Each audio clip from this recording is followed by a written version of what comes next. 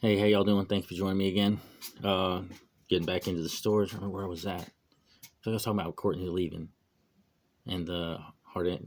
I mean, the hard edge highlight thing happened way earlier, like within the first. No, actually, no. Maybe it wasn't that much earlier. I guess it was just a few months earlier. Or it was around that time frame, maybe. I don't know. Like I said, it always just stuck out to me because, like I said, I genuinely wanted to be a painter. I genuinely wanted to learn, but it's like you got to do better to teach me than showing me two paint strokes. And it was just like if hard edge highlighting was something so easy where you can just take a model and say, just do this on the thigh twice.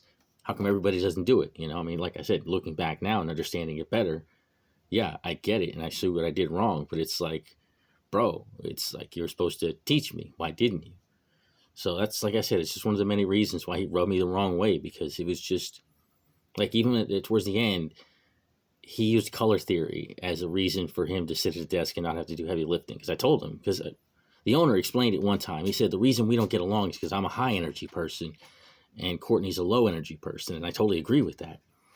But it was just like we were talking and I was explaining to him, much hard work to be doing. He's like, I can't be doing that. He's like, I got to be here making the money at the desk. He's like, do you understand color theory? And I'm like, bro, yeah, I understand color theory. But it's like, we have the jobs I was doing weren't my jobs. They weren't what I hired for. It's something that I recognized that it needed to be done for our team to advance our team. So I jumped in. He didn't understand the fact that he didn't want to lift a finger for his team other than do the one thing that he knew how to do well and easy, sit at a desk and paint. And like when he got to the point where I don't know, because I wasn't there when he left. So I don't know if he quit or the owner let him go or whatever. It doesn't matter. I was fine with it because he was dead weight for us. He didn't bring in as much as he took. And that's one thing the owner can never say about me. Nobody can say about me. I was worth a lot more than I took. I gave a lot. Anyways, it was shortly around that time too. I was telling you about the jalapeno cheese when he came along.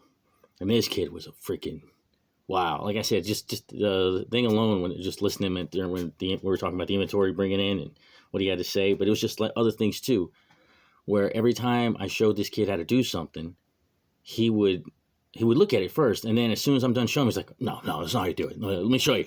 Then he'd do the same thing, sometimes change it, but sometimes not change it at all, and act like he was showing me, like he was in charge, and he was explaining to me how to do it.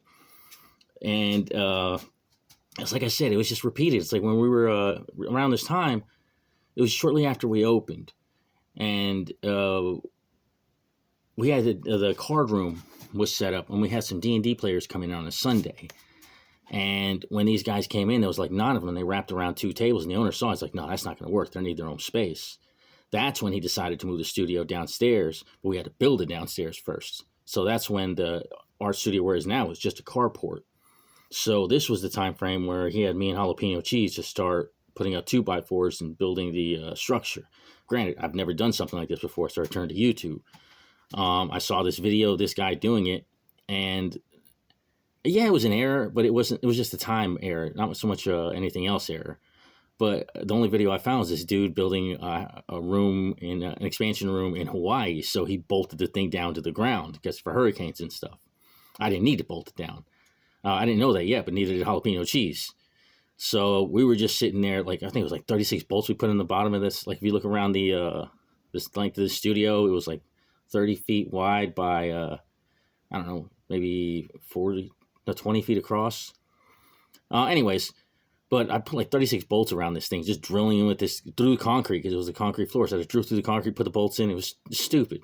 They're anchors, and the whole time it was like I was showing Jalapeno Cheese to do it. Oh no, this is the right way to do it. I've done this before, worked construction, yada yada. It's just I wanted to choke this kid out. But it all came to a head where one day we were putting together GW shelves, the side shelves, the small end cap shelves they give to, or we used them as end caps.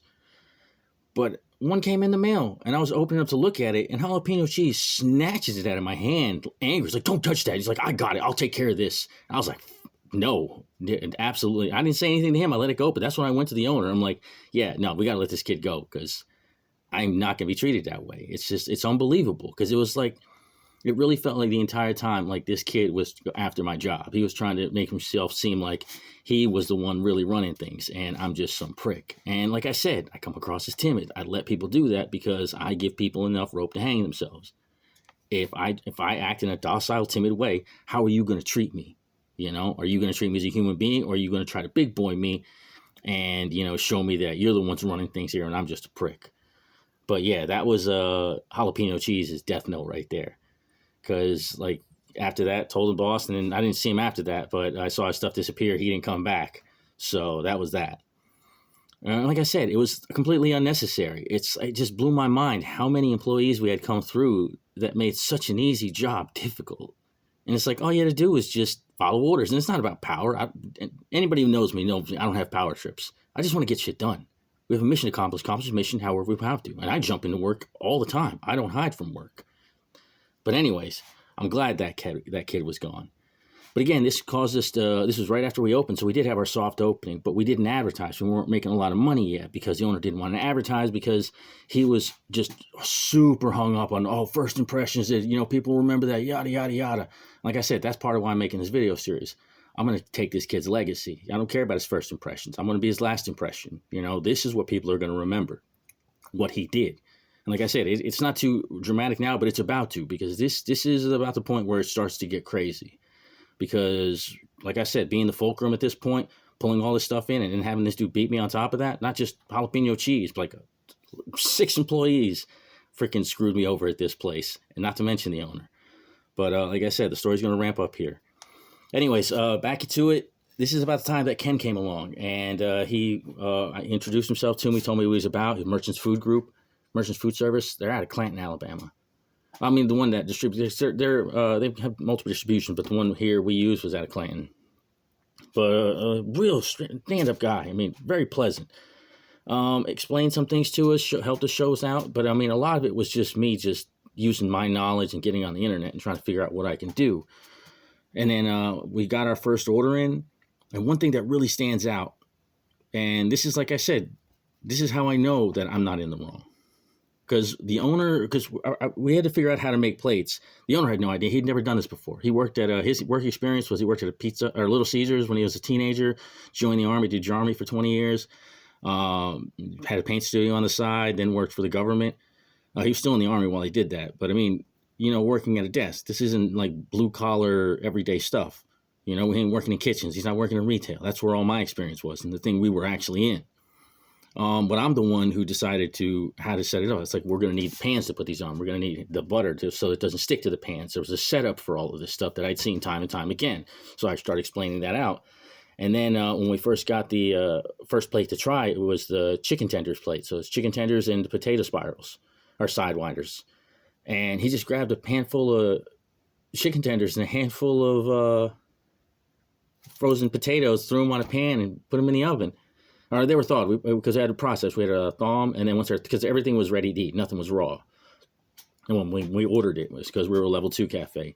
We just got it, and then he just put it in the oven, and I'm like, okay, how the hell do you manage that kind of food cost? Where have like this box is 8 handfuls, so it's like I knew that couldn't last. So this is where, like I said, this is where it ramped up, because I took my knowledge and I broke everything down, because I remembered how.